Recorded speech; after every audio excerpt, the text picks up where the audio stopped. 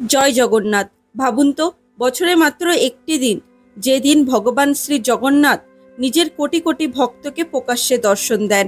শাস্ত্রে বলা হয়েছে, এই দিন মহা অভিষেক ভক্তি ভরে দর্শন করলে বা অংশগ্রহণ করলে অসংখ্য জন্মের পাপ ক্ষয় হয় এবং ভগবানের বিশেষ কৃপা লাভ হয়। কিন্তু এই দিন এমন কিছু নিয়ম ও করণীয় রয়েছে যা অধিকাংশ মানুষ জানেন না। তাই 29শে জুন 2026 সোমবার এই বিশেষ স্নানযাত্রার মহোৎসবে কিভাবে পালন করবেন, পূর্ণিমা তিথি কখন শুরু কখন শেষ, বাড়িতে কিভাবে অভিষেক করবেন এবং এই দিনের বিরল মাহাত্ম্য সবকিছু আজকের ভিডিওতে ধাপে ধাপে জানাবো। তাই ভিডিওটি শেষ পর্যন্ত অবশ্যই দেখুন। বন্ধুরা, প্রথমে আলোচনা করব স্নানযাত্রা মহোৎসবের মাহাত্ম্য কি। ভক্তবৃন্দরা, 2026 সালে 29শে জুন সোমবার পালিত হবে ভগবান শ্রী জগন্নাথ দেবের পবিত্র স্নানযাত্রার মহোৎসব। শাস্ত্রে বর্ণিত আছে, এই দিন ভগবান শ্রী জগন্নাথ, শ্রী বলদেব এবং সুভদ্রা মহারানী এবং সুদর্শন চক্রের মহা অভিষেক দর্শন করলে ভক্ত অসীম পুণ্য লাভ করেন এবং ভগবানের অশেষ কৃপা প্রাপ্ত হয়।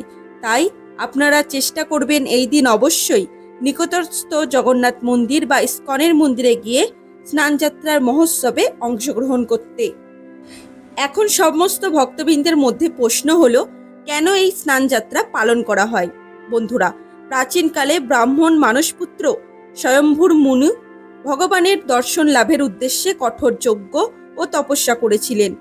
ভক্তের শক্তিকে সন্তুষ্ট হয়ে ভগবান জগন্নাথ দেব সেই যজ্ঞবেদী থেকে আবির্ভূত হন। ভগবান তখন স্বয়ম্ভূর মনুকে বলেছিলেন, সুগন্ধি ও শীতল জলে আমার অভিষেক করো, এতে আমার মন পবিত্র হবে, পাপ নষ্ট হবে এবং সকল শুভ ইচ্ছা পূর্ণ হবে। ভগবানের সেই আদেশ অনুসারে সহস্র কলসের পবিত্র জল দিয়ে প্রথম মহা অভিষেক সম্পন্ন হয়। সেই ঐতিহ্য আর স্নানযাত্রার মহোৎসব হিসেবে পালিত হয়ে আসছে। পরবর্তীকালে ভগবানের স্বপ্নাদেশ পেয়ে মহারাজা ইন্দ্রদুম্ন জ্যৈষ্ঠ পূর্ণিমা তিথিতে ভগবানের শ্রী জগন্নাথ দেব, বলরাম এবং সুভদ্রা মহারানী ও সুদর্শন চক্রকে প্রতিষ্ঠিত করেন। তিনি প্রতি বছর 108টি পবিত্র কলসের জল দিয়ে ভগবানের মহা অভিষেকের ব্যবস্থা করেন।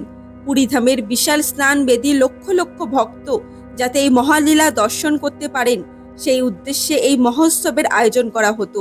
এরপর পাহান্ডি বিজয়ের মাধ্যমে ভগবান শ্রী জগন্নাথ, বলরাম এবং সুভদ্রা ও সুদর্শনকে গর্ভগৃহ থেকে স্নান বেদিতে আনা হয়।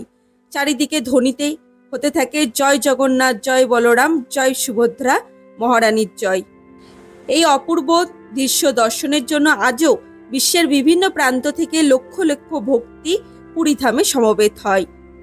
কিভাবে হয় ভগবানের মহা অভিষেক?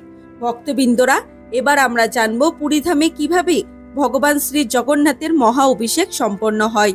স্নানযাত্রার দিন ভোর থেকেই দৌতাপতিরা মন্দিরের দক্ষিণ পাশে অবস্থিত সুকর্ণকূপ থেকে অত্যন্ত শুদ্ধাচারে পবিত্র জল সংগ্রহ করেন। মুখে কাপড় বেঁধে সেই জল আনা হয় যাতে কোনো অপবিত্রতা না ঢোকে। এরপর সেই জলে চন্দন, কর্পূর, সুগন্ধি দ্রব্য এবং বিভিন্ন পবিত্র উপাদান মিশিয়ে অভিষেকের জন্য প্রস্তুত করা হয়। স্নান বেদিতে রঙিন বস্ত্র, ফুল ও নানা অলঙ্কারে সুসজ্জিত করা হয়। ভগবানের শ্রী অঙ্গকে পট্টবস্ত্রে আবৃত করে অত্যন্ত যত্ন সহকারে মহা অভিষেক শুরু হয়। শাস্ত্র অনুসারে মোট 108টি কলসের জল দিয়ে অভিষেক করা হয়। শ্রী জগন্নাথ দেবকে 35টি কলস, শ্রী বলদেবকে 33টি কলস এবং সুভদ্রা মহারানীর 22টি কলস এবং সুদর্শন চক্রে 18টি কলস। এই মহান অভিষেকের সময় চারিদিকে শঙ্খধ্বনি, ঘণ্টাধ্বনি, কীর্তন ও জয় জগন্নাথ ধ্বনিতে পুরীধামে মুখরিত হয়ে ওঠে। শাস্ত্রে বলা হয়েছে, এই মহা অভিষেকের দর্শন অত্যন্ত পুণ্যদায়ক। মহা অভিষেকের পর ভগবান শ্রী জগন্নাথ এক বিশেষ রূপ ধারণ করেন, যাকে গজবেশ বা হাতিবেশ বলা হয়। শ্রী জগন্নাথ কৃষ্ণবর্ণ গজবেশে, শ্রী বলদেব শ্বেত বর্ণ গজবেশে এবং সুভদ্রা মহারানী মনোরম বিশেষ সাজে ভক্তদের দর্শন দেন।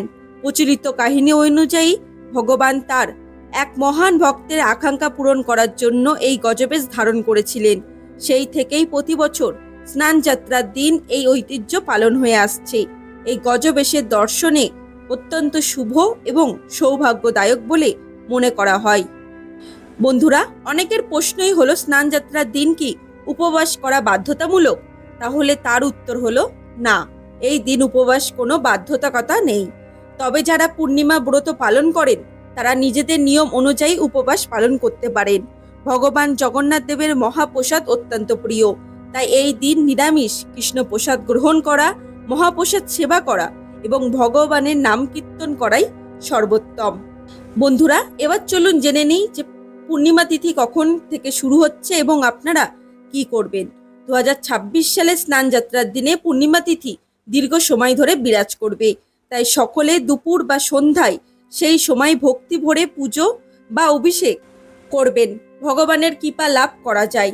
যারা পুরীধাম বা মন্দিরে যেতে পারবেন না তারা বাড়িতেই ভগবান জগন্নাথ, বলরাম এবং সুভদ্রা ও সুদর্শনের বিগ্রহ অথবা ছবির সামনে ভক্তি ভরে অভিষেক করতে পারেন। এই দিন বাড়ির সকল সদস্য নিরামিষ প্রসাদ গ্রহণ করবেন, ভগবানের উদ্দেশ্যে ভোগ নিবেদন করবেন এবং যতটা সম্ভব হরিনাম জপ ও কীর্তনে সময় কাটাবেন। তো বৃন্দরা, এবার জানুন বাড়িতে খুব সহজে কিভাবে ভগবান শ্রী জগন্নাথের স্নান যাত্রার মহোৎসব পালন করবেন। প্রথমে সকালে স্নান করে পরিষ্কার ও শুদ্ধ বস্ত্র পরিধান করুন, তিলক ধারণ করুন। এরপর একটি পরিষ্কার এবং উঁচু স্থানে একটি বড় থালা বা পাত্র রাখুন। সেই পাত্রে চন্দন দিয়ে একটি অষ্টদল পদ্ম অঙ্কন করুন। তারপর তুলসী পাতা ও ফুল অর্পণ করুন। এরপর সেই আসনের ওপর ভগবান শ্রী জগন্নাথ, শ্রী বলদেব এবং সুভদ্রা মহারানী ও সুদর্শন চক্রের বিগ্রহ অথবা ছবি স্থাপন করুন। এরপর ভক্তি ভরে প্রার্থনা করুন, হে প্রভু জগন্নাথ, আজকের এই পবিত্র স্নানযাত্রা মহোৎসবে আমার এই সামান্য সেবাটা আপনি কৃপা করে গ্রহণ করুন। আপনারা এবার অভিষেক কিভাবে করাবেন। এরপর শঙ্খ, মাটির পাত্র বা ধাতু পাত্রে বিশুদ্ধ জল নিয়ে অভিষেক শুরু করুন। আপনি চাইলে পঞ্চগব্য, পঞ্চামৃত, দুধ, দই, ঘি, মধু, মিষ্টি জল, ফলের রস, চন্দন মিশ্রিত জল, কেশর মিশ্রিত জল এবং শেষে বিশুদ্ধ জল দিয়ে মহা অভিষেক সম্পন্ন করতে পারেন। আর হ্যাঁ, অভিষেকের সময় বারবার উচ্চারণ করুন, ওং শ্রী জগন্নাথায় নমঃ, জয় জগন্নাথ। এছাড়াও হরে কৃষ্ণ কৃষ্ণ কৃষ্ণ হরে হরে, হরে রাম রাম রাম হরে হরে এই নাম সংকীর্তন করলেও ভগবান অত্যন্ত সন্তুষ্ট হন। বন্ধুরা, অভিষেক শেষ হলে পরিষ্কার কাপড় দিয়ে ভগবানের শ্রী অঙ্গ মুছে নতুন বস্ত্র পরিয়ে দিন। এরপর চন্দন, ফুল, তুলসী, ধূপ, দীপ নিবেদন করুন। তারপর নিজের সামর্থ্য অনুযায়ী ভোগ নিবেদন করুন। সাধারণত ভাত, ডাল, তরকারি থেকে শুরু করে খিচুড়ি, পায়েস, লাড্ডু, মিষ্টি, ফল যা সম্ভব ভক্তি ভরে নিবেদন করুন। মনে রাখবেন, ভগবানের খাবার বাহুল্য দেখেন না, তিনি ভক্তির গভীরতা দেখেন। স্নান যাত্রার মহা অভিষেকের পর ভগবান জগন্নাথ প্রায় 15 দিন অনশন লীলা পালন করেন।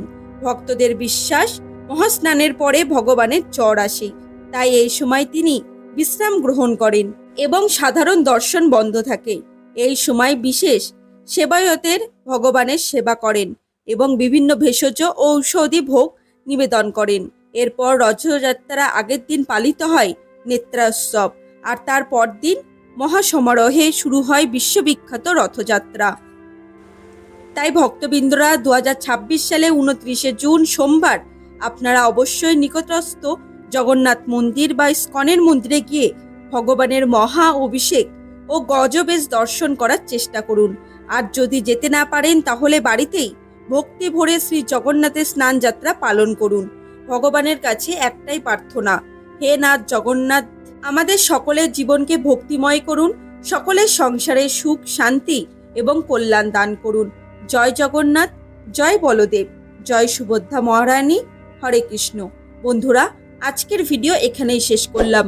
ভিডিওটি যদি ভালো লাগে লাইক করবেন, কমেন্ট করবেন এবং পরিবারের ও বন্ধুদের সাথে শেয়ার করবেন। এই ধরনের ভিডিও আরও দেখতে আমার চ্যানেলটিকে সাবস্ক্রাইব করুন। দেখা হচ্ছে আবার একটি নতুন ভিডিওতে। ততদিন ভালো থাকবেন, সুস্থ থাকবেন। ধন্যবাদ।